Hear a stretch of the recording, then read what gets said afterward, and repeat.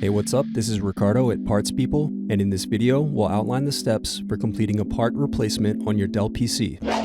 Visit our website and use this coupon for a 5% off discount.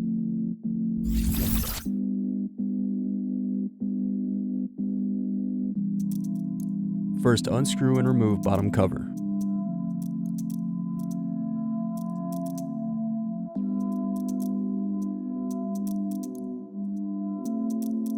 Then unscrew and disconnect battery.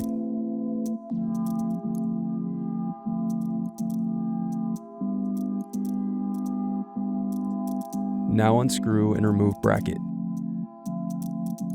Then disconnect display cables.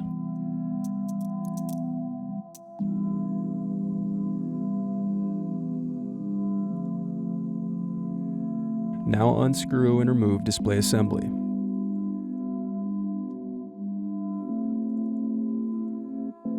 Thanks for watching. Don't forget to like and subscribe if you enjoyed this video. And if you need more, check out this playlist to watch other tutorials for your laptop. You can also click here to find parts for your laptop at partspeople.com.